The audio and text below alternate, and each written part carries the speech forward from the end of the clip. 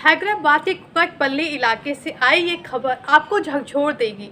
एक महिला की बेरहमी से हत्या कर दी जाती है। हाथ पैर कस के बांध दिए जाते हैं। सिर पर कई बार कुकर से वार किया गया और उनके गले के पास चाकू और कैंची से वार किए हुए कई सारे घाव मिले। और ये सब किया उन्हीं के घर के नौकरों ने, जिन पर घर संभालने की जिम्मेदारी दी गई थी।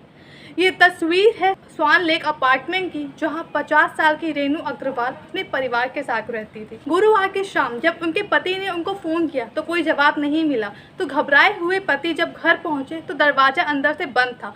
प्लम्बर की मदद से उनके पति ने बालकनी का रास्ता खुलवाया और जैसे ही वो अंदर पहुंचे उनके पैरों तले जमी खिसक गई। रेनू अग्रवाल खून से लथपथ फर्श पर पड़ी थी। उनके हाथ पैर कसकर बांध दिए गए थे। सिर पर प्रेशर कुकर से हमला किया गया। गले पर चाकू और कैंची से कई बार वार किए गए।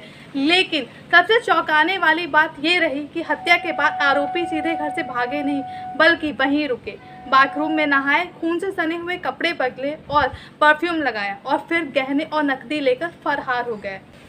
पुलिस ने जब जांच किया तो शक सीधे घर के नौकरों पर गया, क्योंकि रेनू अग्रवाल के घर पर 2 नौकर काम करते थे और जब ये वारदात हुई तो दोनों ही वहां से फरार थे।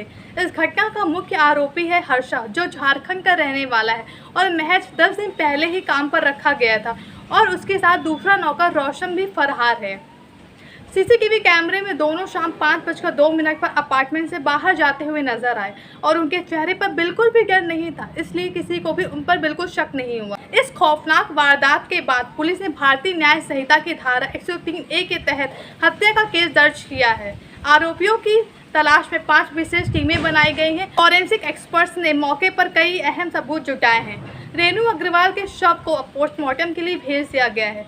लेकिन सबसे बड़ा सवाल, ये घटना सिर्फ एक हत्या नहीं बल्कि भरोसे पर किया गया वार है। क्या अब अपने ही घरों में काम करने वालों पर भरोसा करना खतरे से खाली नहीं? क्या अपार्टमेंट की सुरक्षा व्यवस्था इतनी कमज़ोर है कि आरोपी न सिर्फ हत्या कर जाए बल्कि आराम से नहा धोकर परफ्यूम लगाकर वहां से आराम से फरार भी हो जाए? हैदराबाद की इस वारदात ने पूरे शहर को झकझोर दिया है कि आरोपी जल्द गिरफ्तार होंगे। लेकिन इस केस ने हर उस परिवार को सोचने पर मजबूर कर दिया है जो अपने घर की जिम्मेदारी किसी अजनबी को सौंप देते हैं।